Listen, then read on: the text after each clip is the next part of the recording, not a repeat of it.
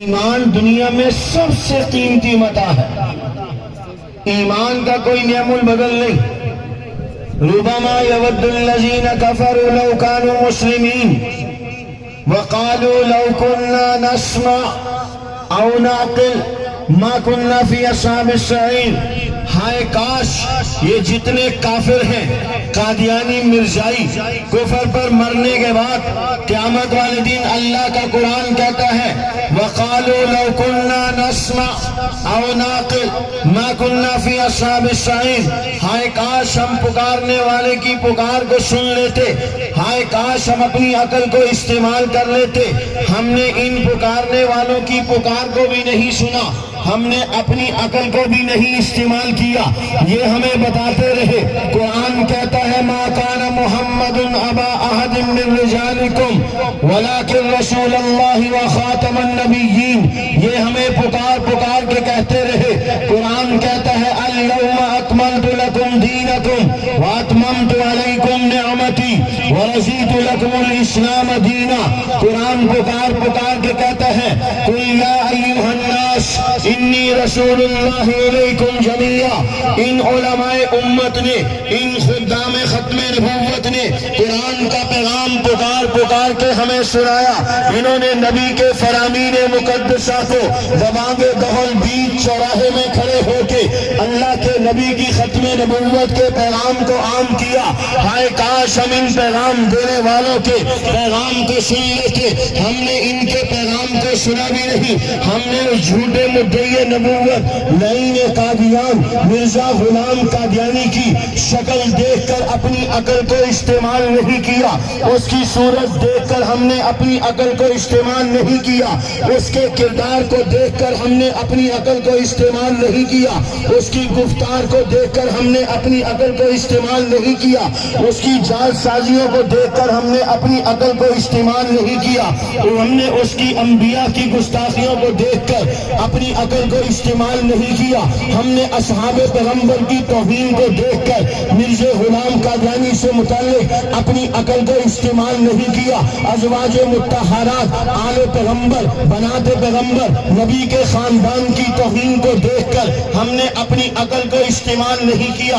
وقالوا لو كنا نسمع او نعقل ما كنا في اصحاب السعير. ہائے کاش ہم ان پکارنے والوں کی پکار کو سن لیتے, ہائے کاش قرآن کی 100 آیتوں کو سن لیتے, ہائے کاش قرآن کی 700 آیات جو ختم نبوت کے عقیدے پر دلائل ہیں انہیں دیکھ کر مان لیتے. ہائے کاش مرزا غلام قادیانی جیسے لعین کی ناپاک زندگی کو دیکھ کر ہم توبہ طائب ہو جاتے.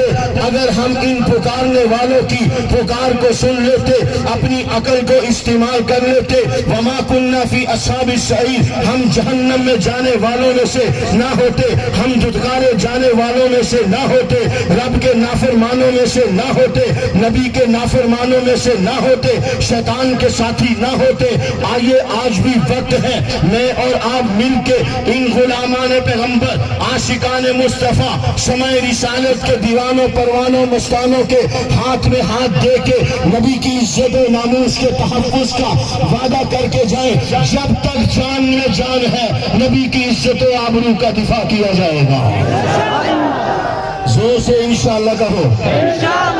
جو اس کام کے لیے تیار ہیں, افسران ہیں وہ بھی تیار ہوں, ملازمین ہیں وہ بھی تیار ہوں. جاؤ جا کے تاریخ اٹھاؤ. 1952 ہے, کراچی کے جہانگیر پارک میں قادیانی جماعت کا جلسہ ہو رہا ہے.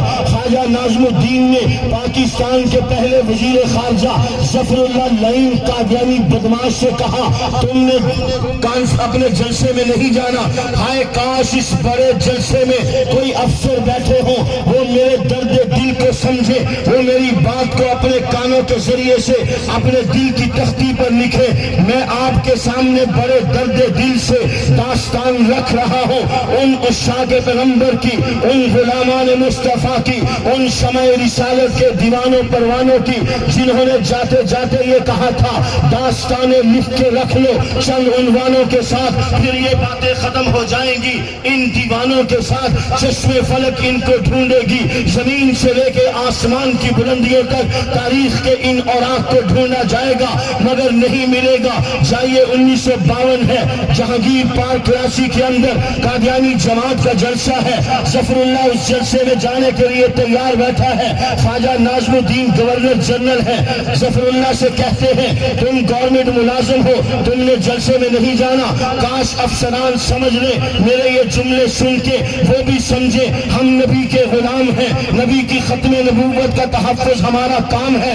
کاش کہ ان افسران کے ذہن میں یہ بات آئی ہوتی، اگر ہمارے افسران جیتے جاگتے ہوتے، نبی کے با وفا ہوتے، تو نہ قانون بدلے جاتے، نہ اسمبلی کے اندر نئی نئی باتیں آتی، نہ سینٹ کے اندر بل تبدیل کیے جاتے، نہ اسمبلی کے اندر کوئی ایسی ویسی بات آتی، نہ عدالتوں کے اندر نبی کے خلاف فیصلے ہوتے، نہ عدالتوں کے اندر قانون تبدیل کیے جاتے۔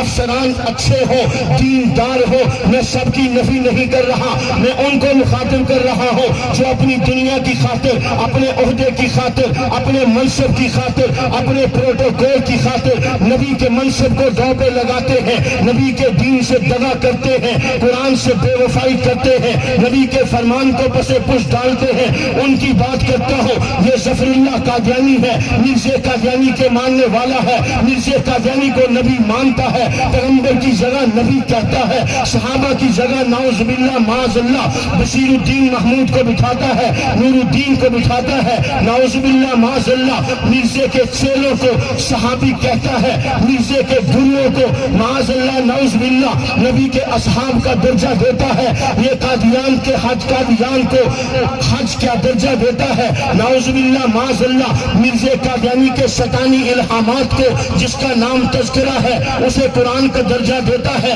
یہ ظفر اللہ اپنی قادیانیت کے لیے کتنا شدائی ہے، کتنا بے چین اور بےتاب ہے۔ خواجہ ناظم الدین نے اسے کہا تم نے جلسے میں نہیں جانا، تم گورنمنٹ ملازم ہو، تم جلسے میں نہیں جانا، کاش کہ تیرے دل میں اتر جائے میری بات، کاش آپ اس بات کو لے لیں اور اپنی سیٹ پر بیٹھنے سے پہلے یہ کہیں مجھے ختم نبوت کے دفتر میں لے کر جاؤ، پہلے میں اپنی حاضری ختم نبوت کے دفتر میں لگاؤں گا، پھر آ کے چار سنبھالوں گا، کل قیامت والے دن مجھ سے پیغمبر پوچھے میری ناموس نبوت زد پر تھی، بلائیں بیش بدل بدل کر میرے دین پر حملہ آور ہو رہی تھی، میرے قرآن کو بدلا جا رہا تھا، میری حدیث کو بدلا جا رہا تھا، تم نے میرے لیے کیا کیا؟ یہ افسر اللہ کے نبی کے سامنے گردن جھکا کے وفادار امتی بن کے کہے حضور میں اپنی کرسی پر بیٹھنے سے پہلے آپ کی عزت، آپ کی ناموس کے دفاع کے دفتر میں گیا، وہاں اپنا نام لکھوایا اور ان سے کہا میرا نام لکھو، اللہ کے نبی کی عزت و ناموس کا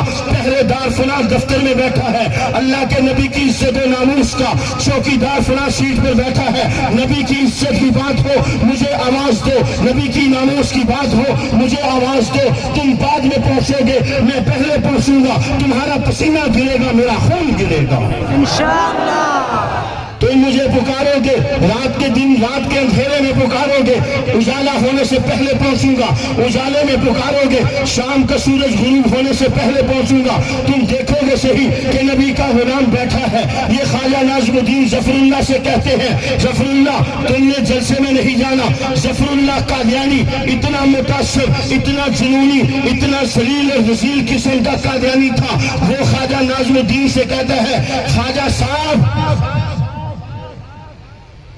ظفر اللہ وزارت خارجہ کا منصب چھوڑ سکتا ہے، اپنی قادیانی جماعت کا جلسہ نہیں چھوڑ سکتا۔ میرا سوال ہے کوئی ایسا افسر؟ ہے کوئی ایسا تاجر؟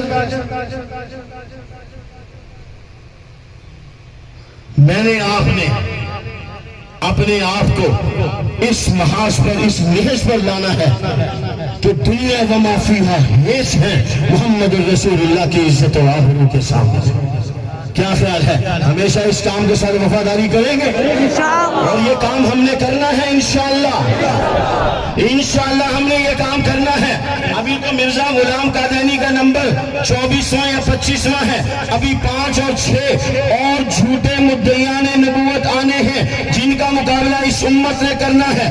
اللہ کے نبی نے کہا میری امت میں 30 کذاب آئیں گے تو یہی امت ان 30 کذابوں کا مقابلہ کرے گی۔ پہلا قذاب اسود آیا، نبی کی امت نے مقابلہ کیا. دوسرا قذاب مسلمہ آیا، نبی کی امت نے مقابلہ کیا. طلحہ اسدی آیا، نبی کی امت نے مقابلہ کیا. سلا بنت حارث آئی، نبی کی امت نے مقابلہ کیا. چلتے چلتے ہندوستان کی سرزمین پر جھوٹا مدعی نبوت آیا، نبی کی اسی امت نے اس جھوٹے مدعی نبوت کا مقابلہ کیا. اور آئندہ بھی جب کبھی کوئی جھوٹا مدعی نبوت آئے گا تو یہی امت انشاءاللہ سیسا پلائی دیوار بن کے نبی کی عزت و آبرو پر پہرا دے گی انشاءاللہ.